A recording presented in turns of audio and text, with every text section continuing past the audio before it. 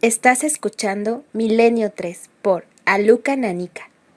17 minutos, bienvenidos amigos, 30,6 grados, la nave del misterio asciende, en esta ocasión incluso se aleja de la Tierra y va en busca de un misterio que hemos comprobado en esta misma cadena, en otros programas como Los Compañeros de la Ventana, que sigue produciendo todo tipo de reacciones. Es bastante insólito. Yo recuerdo que hace unos cuantos años, hace unos 15 años, haciendo una entrevista en unos pueblos de Extremadura, lo recuerdo como si fuera el mismo, un hombre con una hoz en la mano, que me estaba contando una vieja leyenda, de repente se sentó a reflexionar en un tronco de árbol junto a mí y me dijo: ¿tú te crees que hemos podido ir con una lata de sardinas a la Luna? Desde luego que yo sí que lo creía, pero aquel hombre estaba absolutamente convencido de que no, de que el ser humano no había llegado a nuestro satélite. Lo asombroso, y lo vamos a demostrar con documentos, es que hay muchos que piensan lo mismo, muchísimos. ¿Por qué? ¿Por qué se duda de que estuvimos en la Luna? Lo que vamos a escuchar ahora mismo, con don Juan Carlos Ingelmo, la nave del misterio, lo que nos va a poner es una canción curiosa. No es una voz paranormal, no es nada parapsicológico, es la canción grabada más lejos de la Tierra. Escuchamos.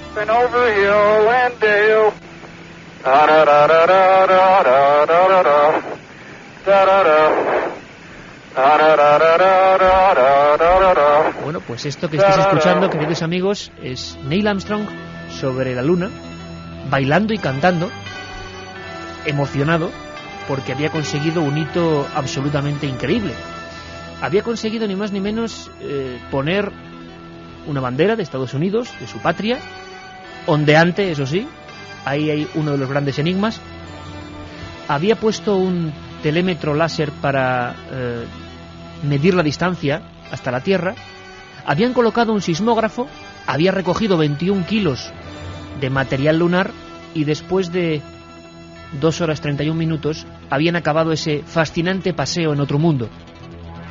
La pregunta es, ¿fue así? ¿Ocurrió en la Luna? ¿O no ocurrió en la Luna? La otra realidad. Milenio 3 en la cadena SER.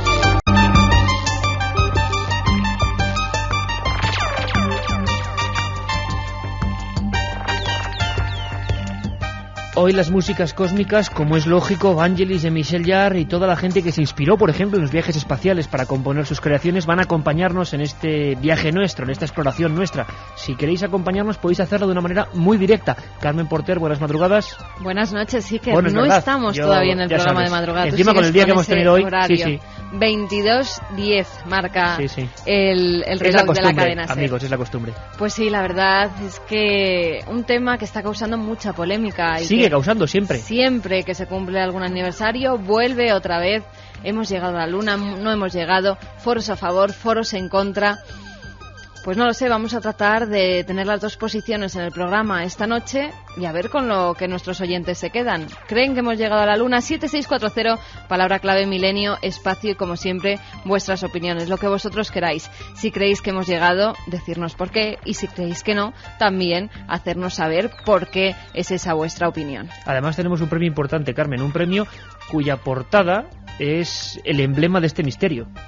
Pues sí, tenemos 20 grandes conspiraciones de la historia de Santiago Camacho, además que ha salido la edición de bolsillo que ha quedado preciosa y una de las primeras, la fotografía de portada, precisamente es la de un astronauta en el que se refleja algo. Se refleja a un fotógrafo de los años 60 que por supuesto quiere decir todo esto que estaba haciéndose en un set, en un plató. Es una de las grandes teorías, mucha gente piensa, tienes encuestas por ahí alucinantes de cuánta gente en Estados Unidos, por ejemplo, Carmen, a día de hoy creía que no habíamos llegado a la Luna. Pues sí, la verdad es que el 30% de los americanos cree todavía que no hemos llegado a la Luna. ¿El 30%? El 30%. Es una cantidad muy respetable, son 60 millones de personas, ¿no? Sí, también hay otras encuestas de si creen que Estados Unidos volverá a la Luna, como lo anunció el presidente Bush, y el 58% cree que sí, el 34,62% cree que no, y no sabe, no contesta el 6,41%. Otro gran misterio, otro gran enigma. La gente se pregunta, la gente de la calle como nosotros, ¿por qué no hemos vuelto a la Luna después de tanta investigación, de tantos millones de dólares? ¿Por qué no hemos vuelto?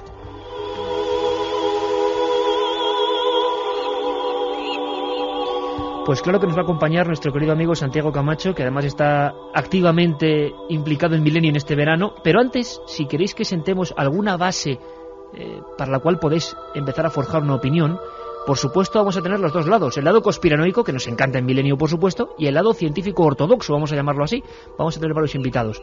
El que fuera director de operaciones especiales de la NASA en España, don Luis Ruiz de Gopegui, nos dejaba muy claro por qué para él no se podía ni discutir. Es decir, era un delirio discutir que hemos estado o no en la Luna.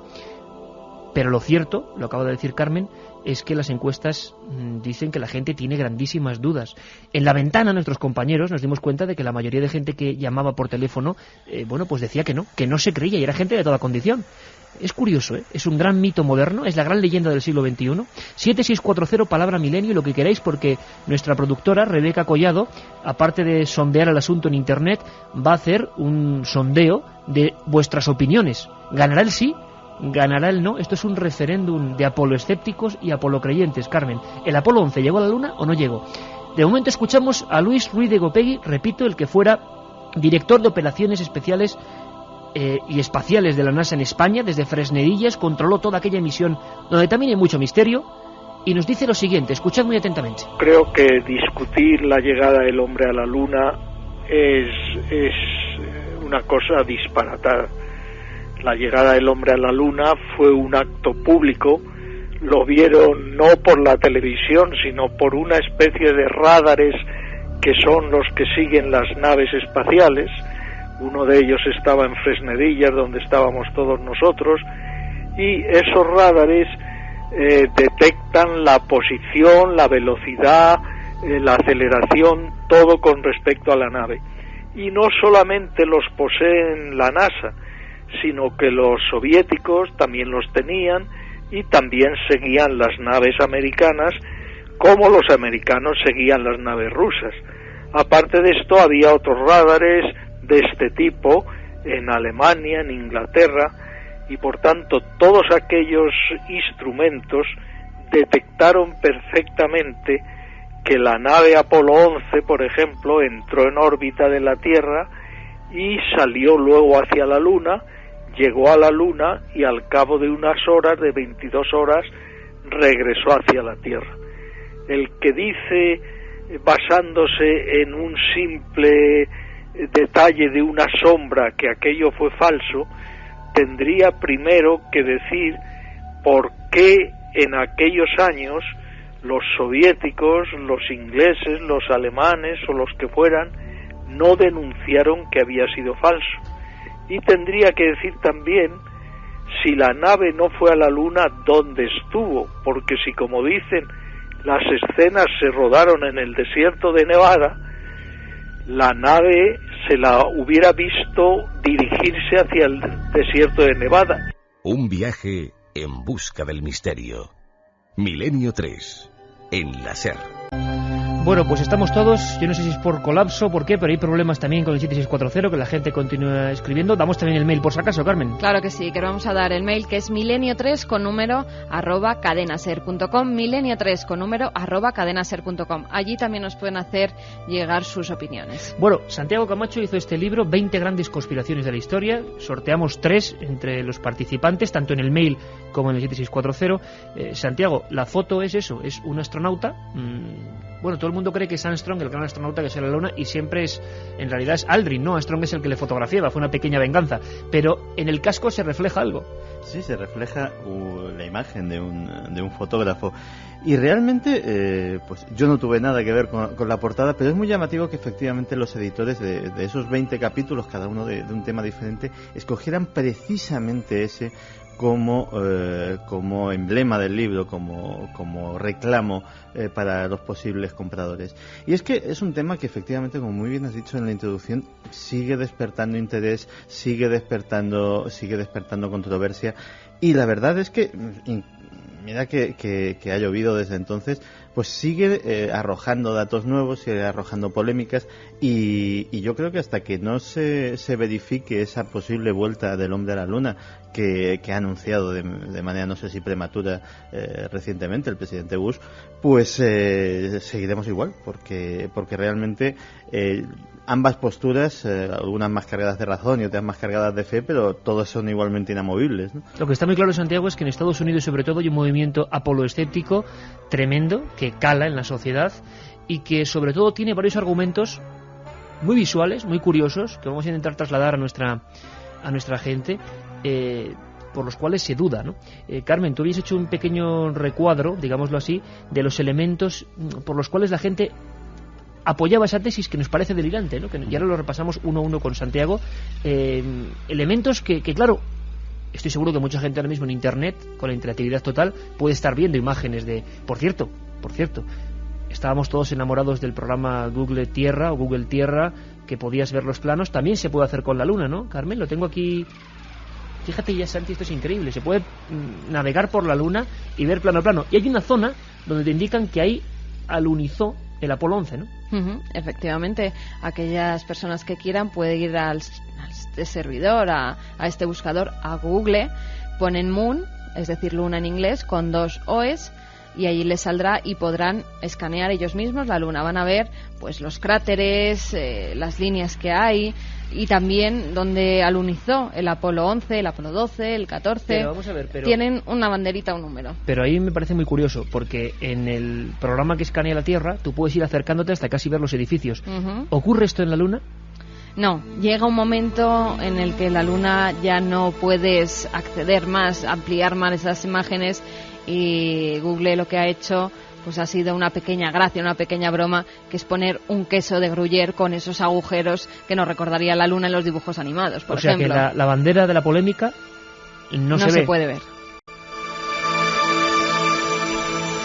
Y Carmen, muy brevemente, la bandera sería una de las polémicas, y hay varias, ¿no?, importantes que cuajan en la sociedad norteamericana, sobre todo. Sí, en principio se dijo que la sombra de Aldrin también era bastante más alargada que la de Armstrong. La razón que daban aquellos que no creían que el hombre había pisado la Luna era que, dado que la única fuente de luz de la Luna era el Sol, pues que las sombras no podían ser tan desiguales.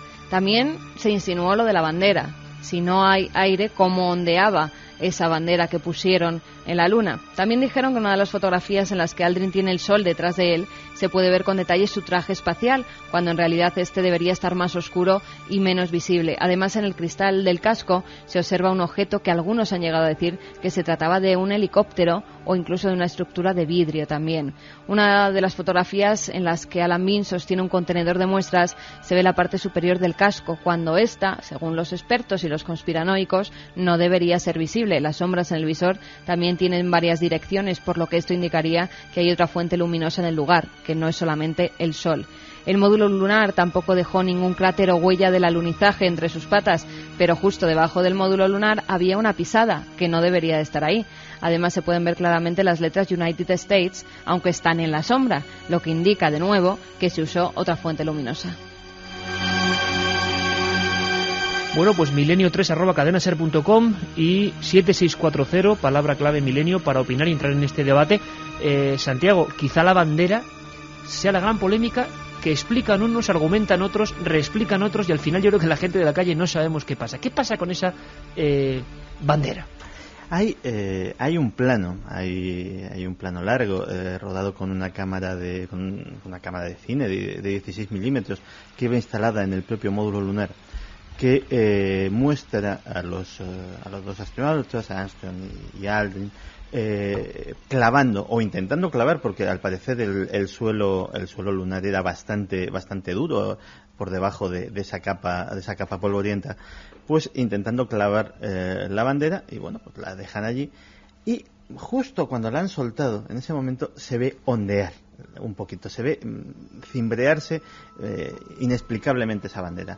En la Luna no hay atmósfera. Bueno, los más quisquillosos nos dirán que hay una atmósfera muy tenue, pero no hay una cantidad de atmósfera capaz de mover un objeto del tipo que sea, por liviano que este sea. Y ahora se puede ver cualquier fotografía, y lo evidente, porque yo he llegado a escuchar hasta que era de metal, he llegado a escuchar cosas de ese tipo, es que la bandera ondea perfectamente. No, la bandera no era de metal en absoluto. La bandera tenía un soporte de metal, es decir, para que se mantuviera erguida, lo que tenía era pues un travesaño horizontal unido al vertical en ángulo recto, del que colgaba como una especie de estandarte, pero era de un material, no sé si de tela o de plástico, pero desde luego de un material textil, y en aquel momento ondeó de una manera inexplicable. La NASA ha explicado esto, o lo ha intentado explicar, diciendo que bueno, que precisamente debido a la escasa gravedad de la Luna, pues los movimientos a la hora de clavarla, como si fuera una sombrilla, ahora que estamos en fechas estivales, pues quedó algún tipo de remanente, y eso pues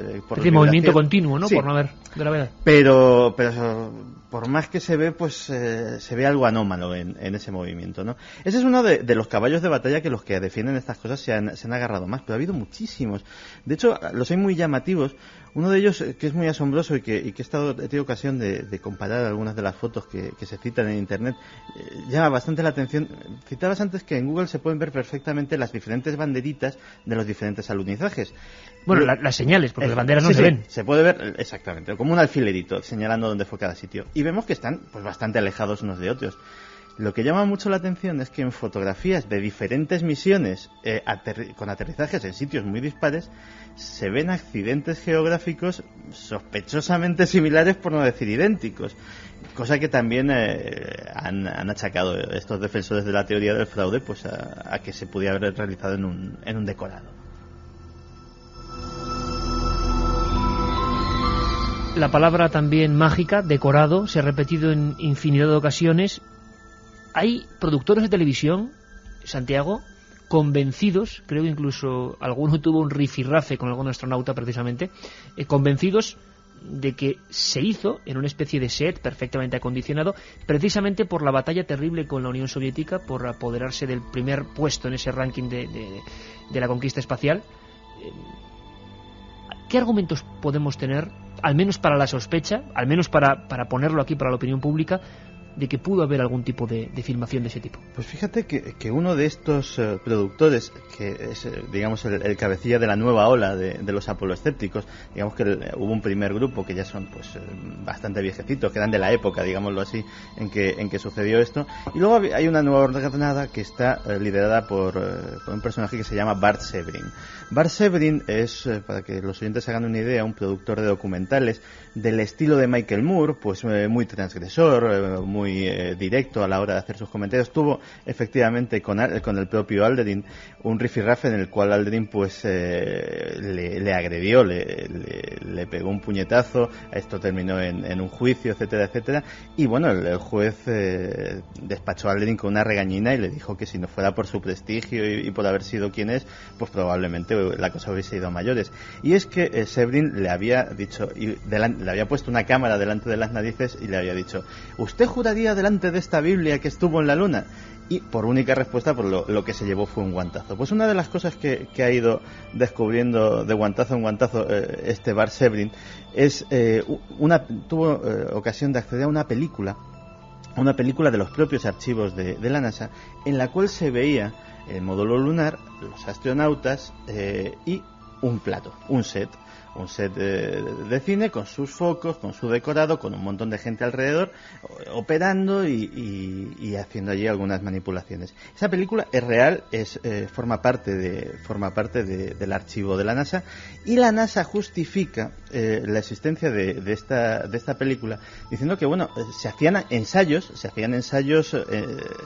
incluso coreográficos de cómo iba a ser ese momento del alunizaje, de cómo quedaría estéticamente mejor. Digamos que no se dejaba absolutamente nada a la improvisación, y aquello se filmaba como si fuera una película. Claro, uno no puede menos que pensar, es decir, si aquello ya estaba filmado, pues a lo mejor en un momento de apuro, en un momento en que algo no hubiese salido bien, pues ¿qué impedía sacar esa película a la luz?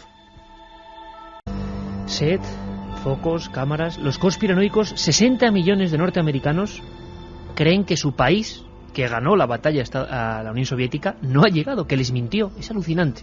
Por lo tanto, estas voces, ¿dónde fueron tomadas? Estas voces, ¿de dónde venían? Forward, 40 feet down, 2.5, picking up some dust. It has a stark beauty all its own. It's like much of the high desert of United States. The only person around that doesn't have TV coverage of the... ¿Estás seguro de todo lo que ves y oyes? ¿Y todo lo que oyes? Milenio 3, Cadena SER, con Iker Jiménez.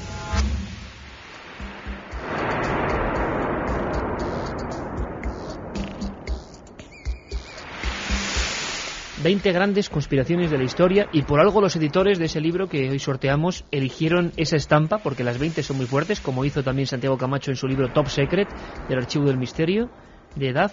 La verdad es que hay un montón de temas en los que Santi está muy versado y se ha metido en el lado oscuro de la información, pero eligieron eso por algo, y es porque la iconografía del supuesto fraude, o más que el fraude, la leyenda que hay, que mucha gente cree en ella, llama mucho la atención. Es como cuando las enciclopedias de arte empiezan con la máscara de Tutankamón y no con la época de las cavernas. Es porque algo llama la atención. Y cuando vemos las imágenes de la Luna, cuando vemos los astronautas, cuando escuchamos incluso esas voces, da la impresión de que algo nos llama, que nos quedamos ahí como hipnotizados.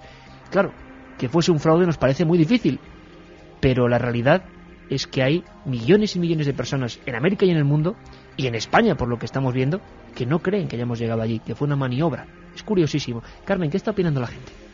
Pues mira, por ejemplo, tenemos a Pedro que nos dice que él no cree que el hombre llegará a la Luna. ¿Por qué se ve que se mueve la bandera y sin embargo el polvo de las pisadas apenas se levanta, y si se levanta cae en el mismo sitio?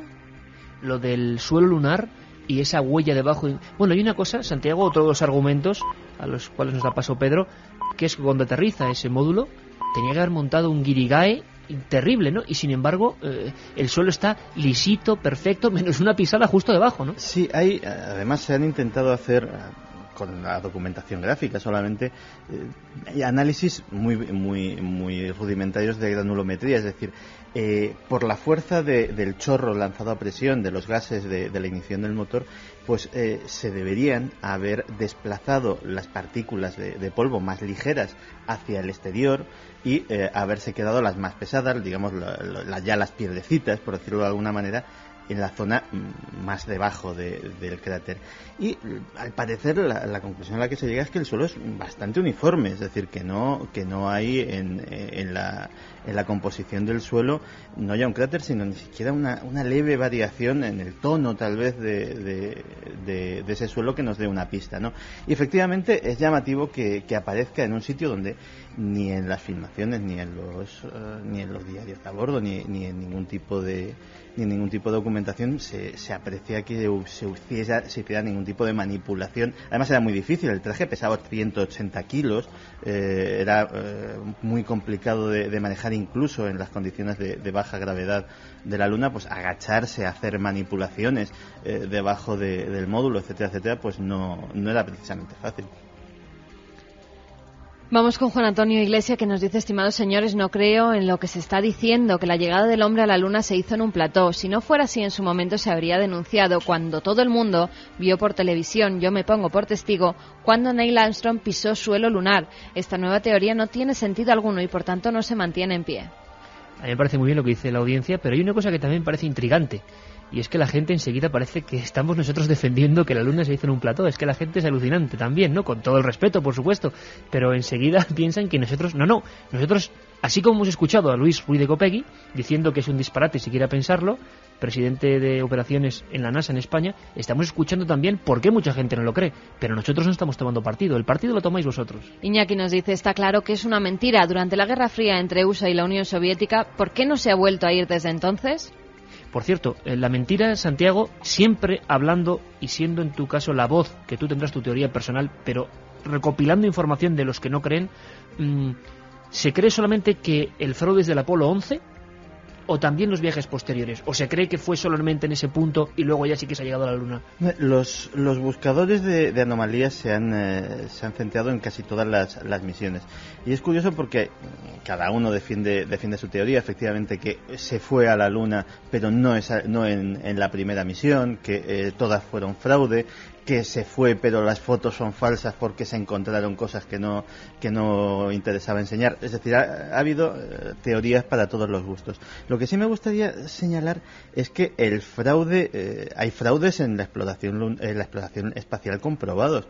El más sonoro de ellos es, y que figura todavía en muchos libros de historia, es el de Yuri Gagarin. Todo el mundo dice, Yuri Gagarin fue el primer hombre en subir al espacio, en estar en órbita. Bueno, el 12 de abril, en la URSS, la antigua URSS, es el Día del Astronauta, en honor a Yuri Gagarin, y parece que eso tiene diferentes, por lo menos, teorías, ¿no? Pues al parecer, y eso salió a la luz después de la caída del muro de Berlín, cuando mucha información secreta, mucha información hasta ese momento clasificada se descubrió, Gagarin no fue el primero en subir, fue el primero en bajar, porque antes de él, pues no menos de 3 cosmonautas perecieron en órbita en sendas misiones soviéticas, pero lógicamente, como pesaban tantísimo los motivos propagandísticos, pues la Unión Soviética decidió no dar noticia de esas misiones, y solamente cuando pudo anunciar a bombo y platillo que habían colocado a un hombre en órbita y que lo habían recuperado sano y salvo, pues entonces decidieron dar la noticia. Damos un apunte más de esa noticia sobrecogedora, sinceramente.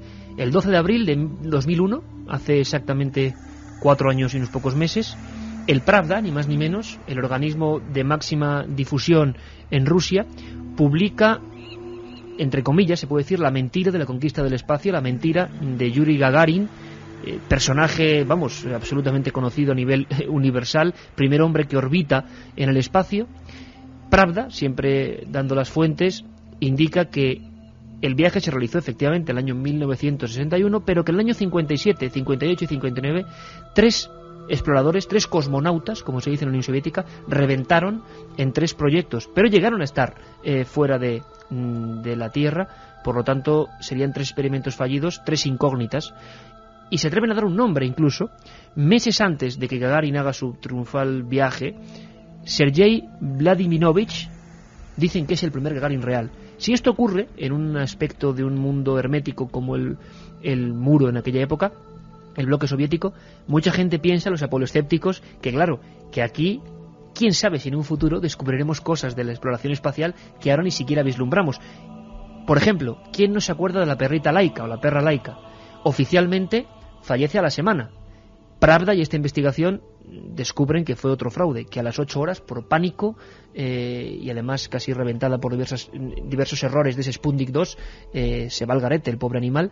Sin embargo, durante 40 años se mantiene, justo 40 años después se hace pública esta historia. Es francamente alucinante. Antes de hablar con Juan Carlos del Álamo, que nos va a poner también en órbita en cuanto a su situación y en cuanto a su opinión personal de este asunto, que cuando menos lo que queremos es generar un debate interesante a favor y en contra, vamos a escuchar a Javier del Pino desde Estados Unidos, porque él nos elaboró una crónica muy curiosa.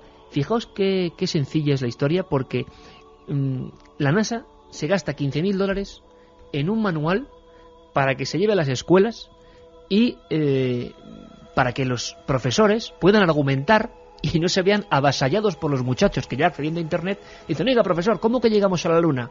Mire usted la bandera, el polvo lunar, las fotografías, las sombras, las fotos de las estrellas, que ahora hablaremos de eso, Santiago. Bueno, nos lo cuenta todo Javier del Pino.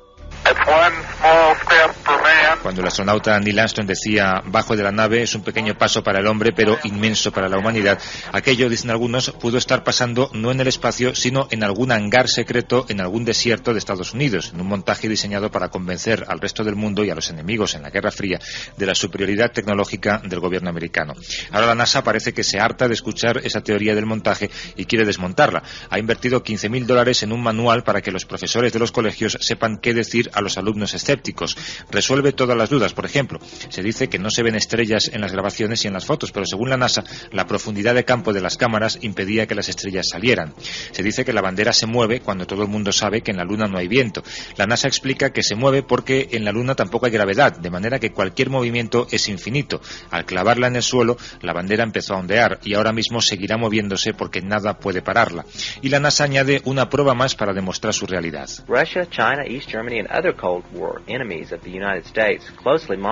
Rusia, China, Alemania del Este y otros enemigos de Estados Unidos durante la Guerra Fría seguían de cerca nuestras misiones a la Luna. Era muy fácil determinar si las señales de radio llegaban o no desde la Luna porque se podía comprobar en las conversaciones con la base que el retraso de la señal era proporcional a la distancia con la Luna. Si algo, lo más mínimo, hubiera levantado sospechas, esos países rápidamente lo habrían desvelado y habrían hecho saber al mundo que Estados Unidos estaba poniendo en marcha un montaje. Sin embargo, ninguno de ellos puso nunca en duda aquel logro de la NASA. Es muy convincente que hasta tus enemigos reconozcan tus méritos. Un detalle más, hace poco tiempo el productor de un programa de televisión que pretende demostrar que el aterrizaje en la Luna es mentira, se encontró en un hotel de Los Ángeles con Buzz Aldrin, uno de los 3 astronautas de aquella primera misión. Sacó una Biblia y le dijo: júreme usted sobre esta Biblia que ha estado en la Luna y ha pisado ese suelo. Y Buzz Aldrin levantó la mano, cerró el puño y le tumbó de un puñetazo. Milenio 3.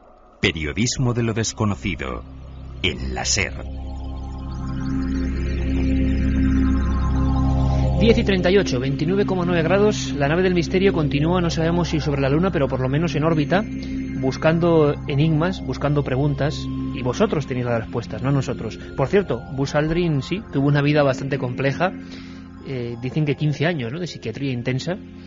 Alan Shepard, otro célebre astronauta, dicen que su carrera se truncó porque se le ocurrió simular un tiro de golf con una pelota de golf en pleno alunizaje. Alan Bean, dicen que tuvo 15 años de pesadillas nocturnas terribles después de estar en la Luna. Edgar Mitchell tuvo un proceso parecido y se dedicó a la parapsicología. Varios procesos de depresión, parapsicología, supuestos experimentos telepáticos.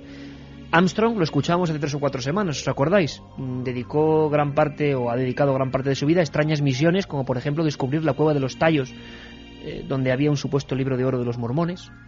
David Scott fue acusado de fraude. Dicen que intentó meter sellos dentro del traje espacial para luego ser vendidos por ser los únicos sellos para los filatélicos. Fíjate, Carmen, qué elemento, que claro, había estado fuera de la Tierra, los únicos sellos en el espacio. Y Harvey Bermich, decían por ejemplo de él que se había dedicado a la política, fracaso total, y que ahora recorre América, la América profunda, en un camión destartalado, diciendo que va a escribir un libro con toda su verdad. ¿Qué quiero decir con esto? Que gran parte de los cosmonautas que han estado fuera realmente han vuelto con, quizá, quién sabe si hay energías físicas absolutamente naturales que provocan ciertos cambios. Yo recuerdo, ¿tú recuerdas a Íñigo cuando nos habló de su conocimiento cercano con Armstrong? Que era un tipo muy raro, decía Armstrong, ¿no? Habían quedado como aislados dentro de su mundo. José María Íñigo, que entrevistó a Armstrong y que decía que eran personajes que eso de haber estado fuera del espacio les había marcado y que solo se veía eso con muchos años de análisis, no después, cuando llegaron como héroes en aquella famosa cuarentena y cuando llegaron como héroes, no, sino después, poco a poco. Fueron personajes y siguen siendo personajes bastante extraños y lo entendemos, oye, es normal. ¿Quién es Juan Carlos del Álamo, Carmen?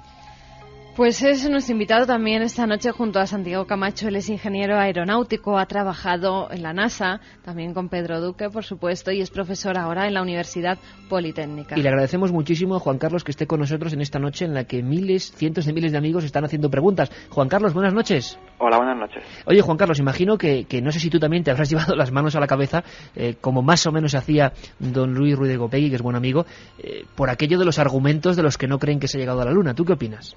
Bueno, no sé. A mí me parece que es despreciar el trabajo de 2 millones de personas durante una década. Esto es aproximadamente una de cada 100 personas en Estados Unidos. En esa década estaban trabajando solo con ese objetivo. ¿Una de cada 100 personas en Estados Unidos? De manera directa o indirecta, sí. Uh-huh. Cual es un porcentaje elevado, ¿no? Luego, bueno, no me gustaría entrar a hablar de cada pequeño detalle, ¿no? Porque, claro. Uh-huh. Por ejemplo, hombre, lo de la bandera es... Claro, como no hay atmósfera, pues precisamente por eso pues el movimiento de la bandera no se amortigua, ¿no? Detalles, el de la sombra que contaba Santiago, uh-huh. Pues las sombras tienen que ser de igual longitud si el terreno no tiene orografía, pero si tú te pones y proyectas tu sombra sobre una pared, pues claro, tu sombra ya no tiene longitud. Cosas de esas, ¿no? O sea, cada cosa de esas, pues yo creo que se puede encontrar una explicación, pero no creo que sea cuestión de empezar a ver cada detalle, ¿no? Y Juan Carlos, una cosa que creo que es importante desde el punto de vista aeronáutico, científico, y que por supuesto respetamos, porque nosotros lo que sí hacemos es hacernos eco, además precisamente lo comentamos, por unos compañeros que en otro horario en la ventana lanzan la pregunta y nos llevamos la sorpresa de que la mayoría de las personas, esto sí que yo de verdad no me lo esperaba, no creen que hemos estado en la Luna. Desde tu punto de vista, ¿por qué crees que ocurre esto? ¿Por qué esa leyenda o esa sensación es tan fuerte en grandes capas de la sociedad? Bueno, mira, en Estados Unidos el 50% de las personas no se cree la teoría de la evolución de Darwin. O sea que yo creo que con eso te respondo a tu pregunta. Sí, que es una sociedad muy especial, pero por ejemplo en España, creo que de las 9 llamadas que entraron, 8 era para decir que no creían. ¿Crees tú que quizá, no sé, se han creado demasiados mitos alrededor de de lo que fue, por ejemplo, el Apolo 11, que creo que es el que se lleva todas las... por ser el primero, la expectación que causó, pero nos extraña que esta leyenda urbana o leyenda espacial se mantenga. Vosotros, desde el punto de vista del trabajo puro y duro y real sobre este asunto, ¿os habéis explicado por qué? La NASA ha tenido que incluso hacer ese manual, ¿no? Yo creo que es sorprendente, cuando menos, que la gente tenga esa idea. Nos parece, desde luego, algo inusual. Bueno, yo, nunca me había preguntado, pero así a bote pronto te puedo decir que esto es un negocio, esto obviamente a la gente le interesa, que haya gente que piense estas cosas, que se compre los documentales y los vídeos y los libros, etcétera, etcétera. O sea que también me imagino que está un poco fomentado por otro lado, vamos. O sea, ¿crees que los conspiranoicos, entre comillas, tienen un interés crematístico, ¿no?, en que se crea esto? Pero la gente lo puede creer o no lo puede creer, es lo más curioso. Cuando tú hablas, digamos, cuando has estado trabajando o haciendo alguna operación, algún proyecto dedicada a la astronáutica, la gente de dentro del entorno, ¿qué piensa cuando se le pregunta de esto? ¿Actúa como Buzz Aldrin, que suelta un guantazo, o se ríe, o simplemente ni siquiera le da importancia? Sí, se ríe y no le da importancia, vamos. Sin embargo, 60 millones de americanos, Juan Carlos, que se dice pronto. ¿Tú qué dirías a toda esa gente que ahora nos escucha? No son 60 millones, pero son bastantes, para que al menos pensemos cuál sería el dato que, según tú, elimina por completo las posibilidades de que fuera un fraude? ¿Cuál crees tú que es el elemento? Yo no creo que haya ningún dato que elimine por completo las posibilidades de que sea un fraude, pero vamos, yo lo que diría es que 2 millones de personas trabajan durante 10 años cunde para mucho, y el dinero que metieron es impresionante. Oye, Juan Carlos, yo aprovecho la coyuntura para preguntarte, ¿por qué no se vuelve a la Luna? Que es otra de las preguntas, ya quizá en otro sentido, pero que inquietan mucho a la gente. ¿Por qué se concentró en un periodo de tiempo esas exploraciones y no se ha vuelto? Eso en aquel momento, es que la Luna tiene poco interés científico, entonces gastarse tanto dinero solo para ir a hacerse la foto, en aquel momento tenía mucho sentido en el contexto de la Guerra Fría, pero hoy en día no tiene mucho menos sentido, vamos. Ahora se piensa en ir a la Luna como un primer paso preparatorio de cara a ir a Marte, ¿no?, que sí que tiene muchísimo más interés científico, pero ir porque sí, pues es muy caro, vamos, no tiene mucho sentido. Oye, Juan Carlos del Álamo, te agradecemos muchísimo tu opinión y haber puesto aquí tu posición, que creo que también es absolutamente respetable, y es que 2 millones de personas trabajaron afanosamente para conseguir ese sueño, esas imágenes, el 20 de julio del año 69. Un abrazo muy fuerte, amigo. Muchas gracias. Hasta luego. Pues una persona trabajando desde dentro, que ha trabajado para la NASA, profesor, y claro, imagino que se quedan hasta un poco cohibidos en el asunto de que decir, hombre, esto no se puede ni siquiera discutir. Pero lo real es que se discute, y vaya que se discute. Guerra Fría, Santiago, otro de los elementos importantes por los cuales muchos conspiranoicos dicen, claro, fue un truco para adelantarnos a los rusos. ¿Hasta qué punto estaba la Guerra Fría? Escuchamos de nuevo al director de operaciones especiales en aquella época en la NASA, cuando se llegó a la Luna, a Luis Ruiz de Gopegui. Fíjate, Carmen, lo que llega a decir, de cómo estaba de enconada la situación entre americanos y rusos. Los soviéticos se habían puesto al frente de la carrera espacial porque tenían lanzadores mucho más potentes y lanzaron a Gagarin cuando los americanos no podían hacerlo. Hicieron una serie de maniobras y de cosas que demostraron que su tecnología estaba muy avanzada. Entonces Kennedy lanzó el reto y le dijo a la NASA, pedidme todo el dinero que necesitéis, que os lo daré, pero tenemos que ganar a los rusos, a los soviéticos, y tenemos que llegar a la Luna antes que ellos. Un programa que se sumerge en el otro lado de la realidad. Milenio 3, con Iker Jiménez y todo su equipo en la SER. Qué bueno es James Hilliard, es el sonido del espacio, el sonido que tiene que escucharse, porque decimos que al escuchar a Armstrong cantando, la verdad es que, bueno, un tenor, para los tres tenores no estaba. Hizo bien en dedicarse a ser astronauta y no a ser cantante. ¿Qué dice la gente, Carmen? La humanidad sí que dio ahí un gran paso. José Antonio Gómez nos dice, hola, me llamo José y mi mujer es norteamericana. Muchas veces hemos hablado sobre este tema y nos hace dudar de la veracidad sobre el alunizaje. Muchos de su familia opinan igual. Incluso hay una película sobre este fraude, que no me acuerdo su nombre, y demuestra con los mismos argumentos que se exponen en este programa y la razón de este fraude, que tenía que ver con la Guerra Fría. Guerra Fría, elemento clave parece ser, según los conspiranoicos, para que se hiciese una especie de apaño, de atajillo, ¿no? Reyes desde Valladolid nos dice, ¿alguien se cree que los americanos llegaran y no han vuelto a ir? Habrían vuelto para demostrar que son los mejores y para buscar petróleo o poner pues una cadena de hamburguesas. Regresaron varias veces, ¿no? Supuestamente, varios Apolos regresaron allí. Me parece imposible que llegara a la Luna, nos dice. Bueno, Carmen, ¿te estás dando cuenta? Más gente del no. Más gente del no. Más gente que opina que no hemos llegado a la Luna. Oye, hubo un libro que se llamó, en su época mítica de los misterios petercolósimos, Sombras de las estrellas. No tenía nada que ver, pero me he acordado de eso porque las estrellas son otra de las claves, ¿verdad, Santiago? Llevaban estos astronautas unos Hasselblad, que ya les quisiéramos, a pesar del 69, tener tú y yo aquí, para nuestro equipo, porque son una maravilla, de gran definición. Y uno de los argumentos de los conspiranoicos es que no hay fotos de las estrellas y ni siquiera hicieron una foto del espacio, de la visión del espacio desde la Luna. Y efectivamente es llamativo. Lógicamente, y eso sí que cualquiera que sepa un poco de fotografía lo sabe, fotografiar las estrellas es difícil, requiere un tiempo de exposición muy amplio, porque es una luz muy débil. Pero, caramba, estaban ante un espectáculo único. Estaban ante un espectáculo, yo creo que incluso de valor astronómico. No sé si los telescopios de la época serían capaces incluso de a través de la atmósfera escudriñar simplemente lo que se podría ver a simple vista desde esa luna. ¿Por qué no tomarse la molestia de tomar una fotografía con ese tiempo de exposición elevado para tener una plasmación de ese firmamento que en los propios relatos verbales de los astronautas dicen que era un verdadero mar de estrellas, un mar de estrellas en el que curiosamente dicen que en contra de lo que se esperaban, las estrellas también temblaban en el espacio, no era unos puntitos fijos como se pensaban que serían en el vacío.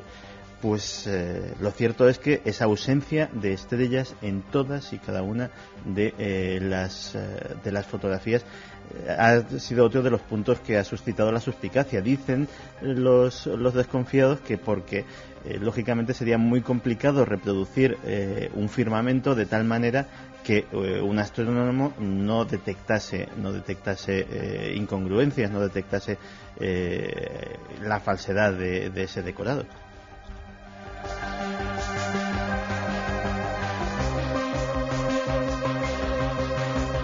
Dice Juan Carlos Ingelmo que Cristóbal Colón tampoco llegó a América. Ese va a ser otro debate, ¿vale?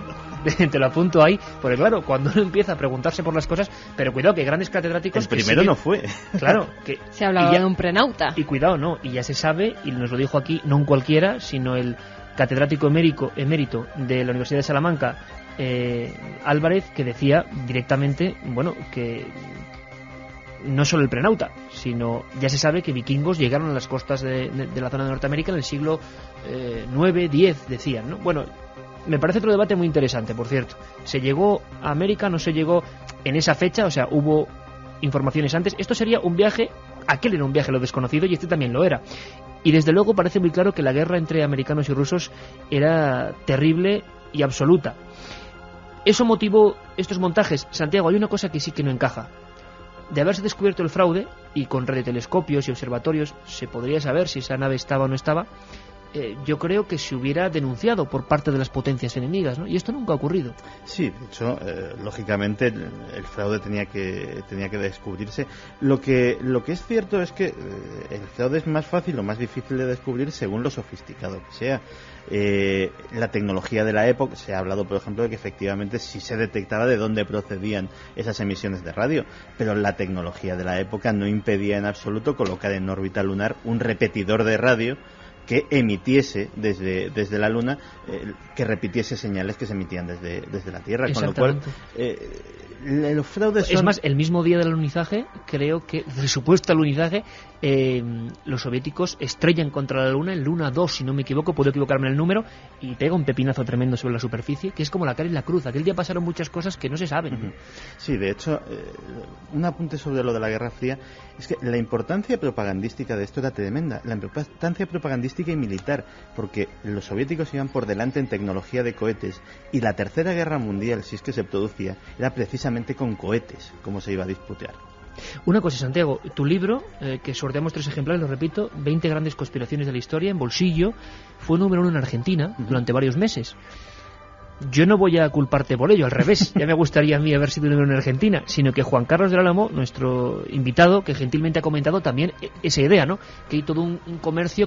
En Estados Unidos, por ejemplo, ha habido elementos parecidos, éxitos de ese calibre publicándose sobre la Luna. No, en realidad los libros sobre este tema han tenido una difusión relativamente modesta, no han llegado al punto de bestsellers. Ha habido libros sí muy importantes que, por ejemplo, como el mío, sí recogían, pues a lo mejor en un popurrí de misterios, en un popurrí de asuntos más o menos curiosos o más o menos insólitos, sí recogían esto como un capítulo, pero no, tal vez el éxito de público más grande que ha tenido este tema fuera la película Capricornio 3, que era una obra de ficción, lógicamente, pero que trazaba todo el plan del posible fraude lunar. En este caso se trataba de un fraude en una futura misión a Marte, y que la verdad pues dio alas a los defensores de esta teoría, que vieron reflejado, al menos de una manera bastante creíble, la posibilidad de cómo se podía haber realizado esto. Lo que es indudable, Carmen, lo vivimos y ahora vamos a hacer el último sondeo después, es que cuando tocamos hace 2 años y medio, casi 3 años, este asunto,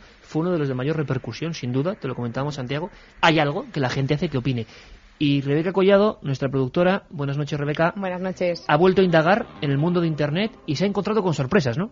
Pues sí, así es. En Google, si buscamos el hombre en la luna, hay 955.000 resultados, y lo que a mí me ha resultado más curioso es que la tercera parte de estos resultados son foros o comunidades que debaten sobre si el hombre llegó o no a la Luna. Foros abiertos donde la gente da su opinión, y imagino que se enfrentan también, ¿no? Sí, ahí se enfrentan, pero he de decir que la mayoría de las opiniones están en contra de que el hombre llegó a la Luna.